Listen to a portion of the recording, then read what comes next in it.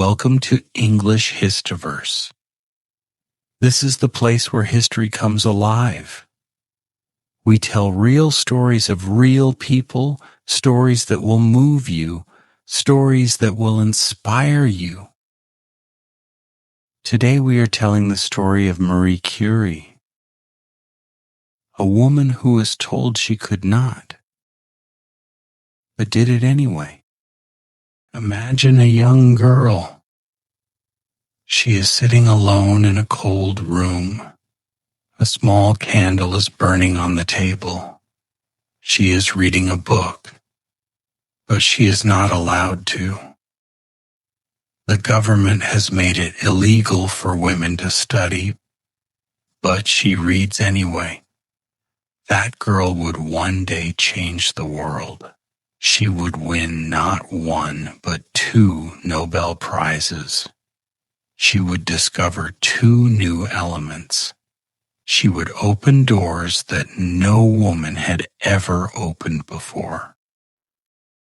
Her name was Marie Curie.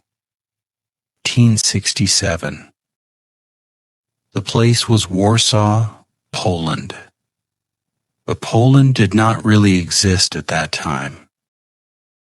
It had been taken over by Russia, Prussia, and Austria. On November 7th, 1867, a baby girl was born. Her parents named her Maria Skłodowska. She was the youngest of 5 children. Her father was a teacher. Her mother was also a teacher and a school director. Her family loved learning. Books filled their small home. But life was not easy. The Russian rulers banned the Polish language from schools. They banned Polish history and culture. Young Maria watched her country being erased. It made her angry, and it made her stronger. Then tragedy came. When Maria was only 9 years old, her sister Zofia died. She died from typhus. 2 years later, her mother died too. She died from tuberculosis. Maria was 11 years old, and she had lost everything she loved. But Maria did not give up. She pushed her pain deep inside, and she studied harder than anyone else. In Russian-controlled Poland, women could not go to university. It was simply not allowed. But Maria found a way. There was something called the Flying University. It was a secret school. Teachers and students would meet in private apartments. They would quickly move to a different location each time. That is why it was called flying. If the Russian police found them, they would be arrested. Maria attended these secret classes. She studied science, math, and literature. She was brilliant. Every teacher noticed her. But she still wanted more. She made a deal with her sister Bronia. It was a simple but powerful plan. Maria would work and send money to Bronia. Bronia would go to Paris and study medicine. When Bronia finished, she would help Maria go to Paris too. It would take years, but they both agreed, so Maria became a governess. She took care of rich people's children. She taught them and earned money. Every night she studied alone. She sent almost all her earnings to her sister in Paris. For 5 long years, she waited. Then finally the letter came. In 1891, Maria packed a small bag. She boarded a train. She traveled alone through the night to Paris. She had very little money, but she had an enormous dream. She enrolled at the University of Paris, known as the Sorbonne. She called herself Marie now, the French version of her name. She was one of the very few women in the science department. Some professors did not even acknowledge her. Life in Paris was hard. Marie lived in a tiny, freezing attic room. In winter, the water in her wash bowl would freeze overnight. She sometimes fainted from hunger. She had almost nothing. But she had her books. She had her purpose. She studied relentlessly. She skipped meals to save money for books. In 1893, she earned her degree in physics. She was first in her class. The next year, she earned a second degree in mathematics. 2 degrees. Near the top of every class, a woman. In the 1890s. In 1894, Marie met a man named Pierre Curie. He was a respected physicist. A colleague introduced them. Pierre had heard of this remarkable Polish woman. They talked about science for hours. Pierre was amazed by her intelligence. Marie was impressed by his passion.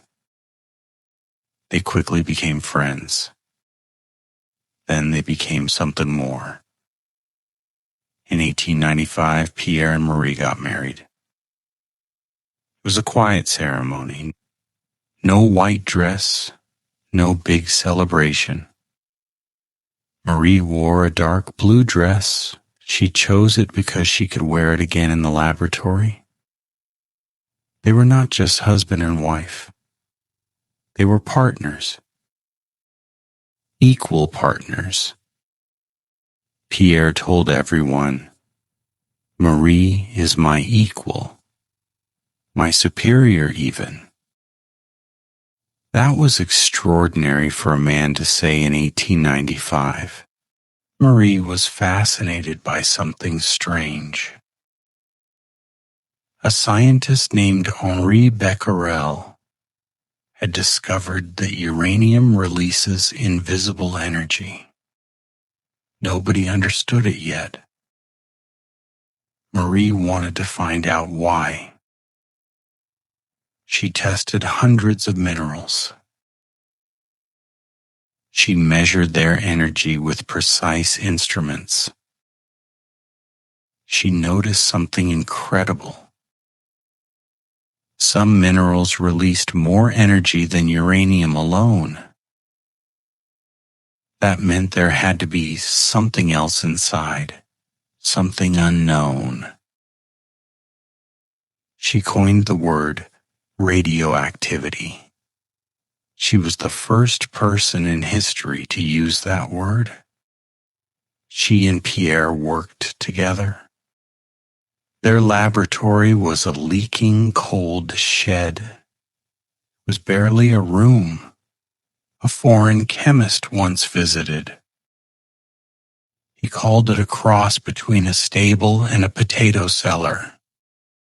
But for Marie and Pierre, it was their kingdom.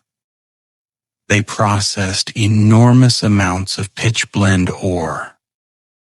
Pitchblende is a black, heavy mineral. They boiled it, filtered it, and purified it.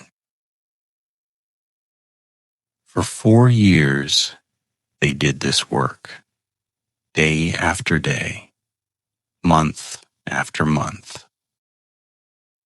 In 1898, they announced their first discovery, a new element. Marie named it polonium, named after her beloved homeland, Poland. Months later, they found a second element, even more powerful than polonium. They named it radium, from the Latin word for rays. Marie later wrote that at night, the radium glowed blue in the dark. She said it was like magic. She did not know yet that this magic was slowly killing her. In 1903, Marie Curie made history again. She became the first woman to win a Nobel Prize. She won the Nobel Prize in Physics, shared with Pierre and Henri Becquerel. But the Nobel Committee had initially wanted to exclude her. Some members said only Pierre and Becquerel should receive it. Pierre himself refused unless Marie was included. In the end, Marie's name was on the prize. For a brief moment, life was wonderful. But then came April 19th, 1906, a day Marie would never forget. Pierre was crossing a rainy street in Paris. A horse-drawn cart came fast. He slipped. He fell under the wheels. He died instantly. Marie was destroyed. She lost her husband, her partner, her best friend. She was 38 years old. And she was completely alone again. She wrote in her journal that night. She wrote, "I lost my beloved Pierre, and with him all hope and all support for the rest of my life." But she did not stop. She could not stop. She took Pierre's teaching position at the Sorbonne. She became the first woman to teach there, ever. In 1911, she made history once more. She won a second Nobel Prize, this time in chemistry for isolating pure radium. She is still the only person in history to win Nobel Prizes in two different sciences, physics and chemistry. No one has matched that. Not yet.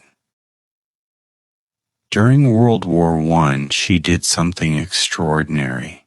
She built mobile X-ray units. She loaded them onto trucks. She drove to the front lines herself. These machines helped doctors see bullets and broken bones inside soldiers. It is estimated that her X-ray units helped over 1 million soldiers. One woman. 1 million lives. But all this work came at a terrible price.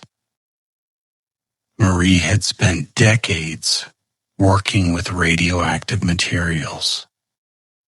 She carried test tubes of radioactive isotopes in her pocket. She stored radioactive samples in her desk drawer. Nobody knew how dangerous this was. Her health declined slowly. Her eyesight worsened. Her hands were scarred and painful. Her blood was being destroyed from the inside. On July 4th, 1934, Marie Curie passed away. She died from aplastic anemia, a disease caused by the radiation she had spent her life studying. Her notebooks are still radioactive today, kept in lead-lined boxes. Anyone who wants to read them must sign a waiver. Even in death, she is still powerful. Marie Curie proved something the world needed to hear. She proved that genius has no gender. She proved that passion and persistence can break any wall. She proved that one person with enough fire in her heart can change everything. It is the story of Marie Curie, a girl from a broken country, a woman in a world that did not want her, a scientist who rewrote the rules of nature, and a human being who never gave up.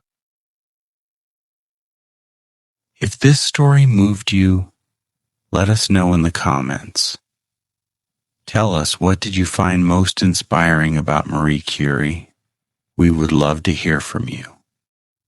And if you have not subscribed to English Histoverse yet, please do so now. Click the subscribe button below. Ring the bell icon so you never miss a story. Every week we bring you a new story from history, told simply, told honestly, told with heart. Thank you for watching. See you in the next story.